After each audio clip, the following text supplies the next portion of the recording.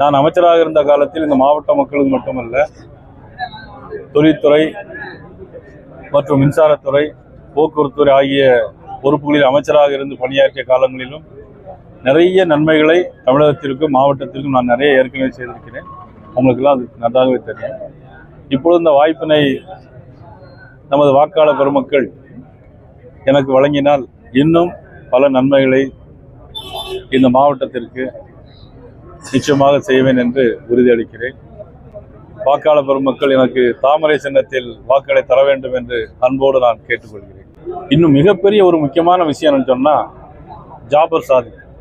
ஜாபர் சாதி இந்த பேரை சொன்னாலே இன்னும் 2-3 தலைமுறைகள் வீணாகிவிடும். அவ்வளவு 2500 கோடி ரூபாய்க்கு இது இப்பொழுது பிடிக்கப்பட்ட போதைப் பொருட்கள் 2500 கோடி. பொதுமக்கள் தயவு செய்து இதெல்லாம் சிந்திச்சு பார்க்கணும். 2500 கோடி ரூபாய்க்கு ஒரு முறை மட்டும் போதைப் பொருள் சிக்குன்னு சொன்னா இதுக்கு மேல எத்தனை தடவை அவளுக்கு கடத்திருப்பார்கள்.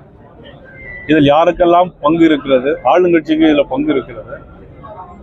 இதையெல்லாம் மக்கள் உணர்ந்தாலே ஒரு ஓட்டு கூட இன்னைக்கு திராவிட முன்னேற்ற கழகத்திற்கு வாய்ப்பே இருக்காது.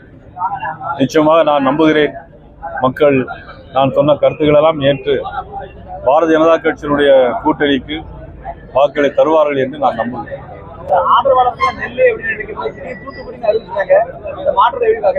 இல்ல, அது சும்மா ஒரு டைப்பிங் மிஸ்டேக்.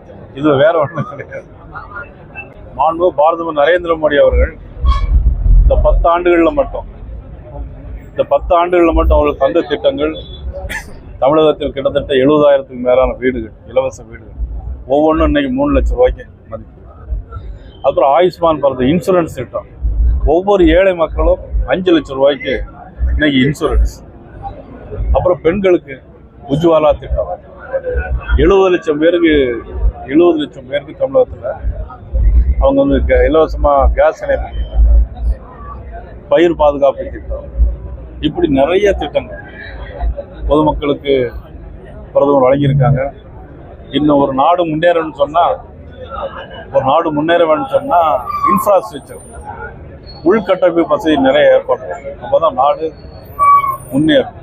அந்த உள்கட்டமைப்பு வசதியை பாரத பிரதமர் நரேந்திர மோடி அவர்கள் கிட்டத்தட்ட 70,000-80,000 கிலோமீட்டர் 4 வழி சாலைகள், 140க்கும் மேற்பட்ட விமான நிலையங்கள், வந்தே பாரத் ரயில்கள், இதெல்லாம் ஒரு நாடு முன்னேறுவதற்கு அடிப்படையான வசதி. இதெல்லாம் பாரத தந்திருக்கிறார்கள். இன்னும் நிறைய திட்டங்களை தருவார்கள். இந்த ஒரு மாசத்துல மட்டும் கிட்டத்தட்ட ஒரு 5-6 முறை இன்னைக்கு தமிழகத்திற்கு பயணம் செஞ்சிருக்காங்க.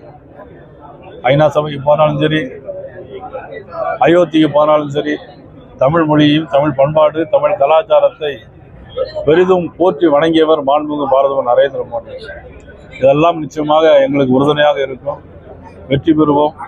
மக்களிடம் மீண்டும் நாங்கள் கேட்பது, தமிழக மக்கள் பாரதிய ஜனதா கட்சியின் கூட்டணி சார்பாக போடுகிற தாமரை சின்னத்திலும், தோழமை கட்சியினுடைய பாட்டாளி மக்கள் கட்சி சின்னமான மாம்பழம் சின்னத்திலும், மற்றும் தோழமை கட்சியில் எந்தெந்த திரு டிடிவி அவர்கள், திரு ஓ பன்னீர்செல்வம் அவர்கள், தமிழக நமது காங்கிரஸ் கட்சி ஐயா GK வாசன் அவர்கள், மற்றும் பாட்டாளி மக்கள் கட்சி ராமதாஸ் அவர்கள், தமிழக மக்கள் முன்னேற்ற கழக நம்ம அன்புக்குரிய நண்பர் திரு ஜான் பாண்டியன் அவர்கள், இன்னும் தோழமை கட்சிகள் அனைவரும், தேவநாதன் யாதவ் அவர்கள், இப்படியாக நிறைய இன்னைக்கு மிகப்பெரிய கூட்டணியை இன்னைக்கு நமது அண்ணாமலை அவர்கள் ஏற்படுத்தியிருக்கிறார்கள்.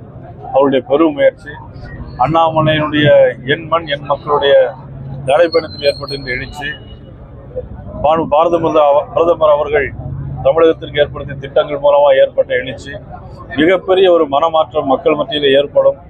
1967 காங்கிரஸ் தோல்வியுற்று அன்னைக்கு திமுக அன்னைக்கு வந்தது போல இப்பொழுது மிகப்பெரிய மாற்றத்தில் தமிழகத்தில் 39 இடங்களிலும் பாரதிய ஜனதா கட்சியும் தோழமை கட்சி கூட்டணி நிச்சயமாக வெற்றி பெறும்.